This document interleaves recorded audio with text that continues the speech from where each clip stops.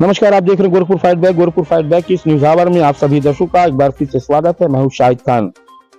गोरखपुर में बीते 26 सितंबर को पीपीगंज थाना क्षेत्र के भुईदरपुर में एक बुजुर्ग महिला की सर कटी लाश भुईदरपुर यानी कि गांव के ही सीमा पर मिली थी और इस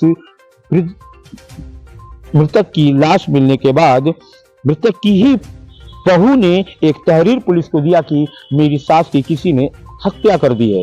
वहीं किसी अज्ञात व्यक्ति के खिलाफ ये मुकदमा दर्ज हुआ था, लेकिन पुलिस की गहन जांच के बाद और क्षेत्र में लोगों से पूछने के बाद वहां के कुछ लोगों ने जो कुछ पुलिस को बताया, उसके आधार पर वहीं पुलिस के मुखबिर के द्वारा पुलिस ने जो है अपनी 7 ऐसी टीमें, जिसमें एंटी थेफ्ट, सर्विलांस, स्वाट टीम और खुद स्थानीय पुलिस, इस हत्या के राज को खोलने के लिए 16 दिन तक कड़ी मेहनत के बाद आज खुलासा किया। वहीं पुलिस का कहना है कि ये मृतक की जो वृद्ध महिला है, जो मृतक है, उसकी ही बहू ने और उसकी बेटी ने मिलकर के उस वृद्ध महिला की हत्या की थी। जी हाँ, हम आपको बताते चले कि जो उत्तरा देवी है यानी कि जो मृतक की पतो है, बहू है, उसकी दूसरी शादी बंगाल में एक व्यक्ति के साथ में हुई थी और उस बंगाली व्यक्ति से एक बच्ची थी जिसका नाम खुशी कुमारी है। खुशी कुमारी वहीं दादी के साथ में रहा करती थी। वहीं दादी की प्रताड़ना से काफी आहत थी खुशी कुमारी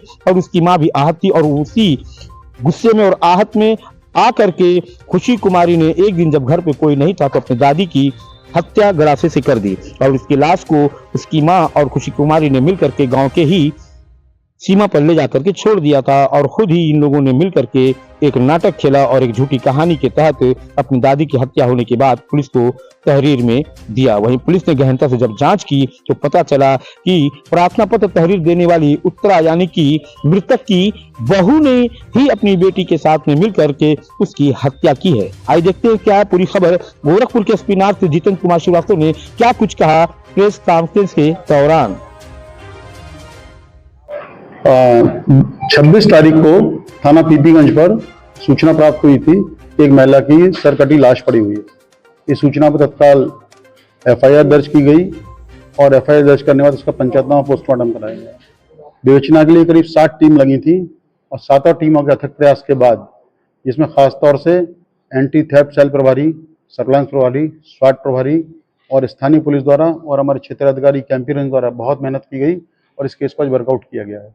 दरअसल ये हत्या महिला की पुत्रवधू और पुत्रवधू की बेटी यानी उसकी नातिन द्वारा महिला की गढ़ से हत्या की गई थी और हत्या करने के बाद डेड बॉडी को बोरे में रख करके गांव के बाहर सीमा पर जो खेत था वहां ले आके फेंक दिया गया था और उसके बाद इन लोगों द्वारा ये बताया गया कि हमारी दादी किसी द्वारा हत्या कर दी गई है।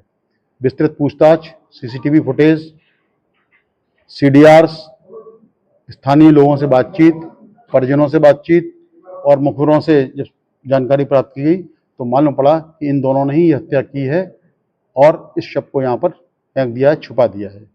आज पूरा खुलासा किया जा रहा है और अन्य साक्ष्यों के साथ इसको माननीय न्यायालय के समक्ष रिमांड के लिए प्रस्तुत किया जा रहा है। क्या कारण था सर हत्या का? दरअसल ये बड़ी कॉम्प्लेक्स कहानी है।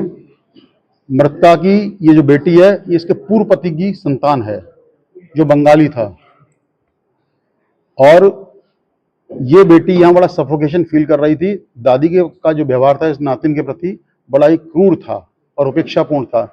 उसको ताने देना, अभद्र तरीके से उससे बातचीत करना, उसको टोका टाकी करना, जिस चीज़ से वो कुंठित थी और कई वर्षों से प्रताड़ित थी और माँ भी इसको प्रताड़ना में उसका साथ देती थी। मतलब माँ बेटी दोनों प्रताड़ित महसूस करती थी इस घर में रहते हुए। इसलिए उन्होंने इस घटना को अंजाम दिया और डेड बॉडी को छुपाने का भी कार्य किया।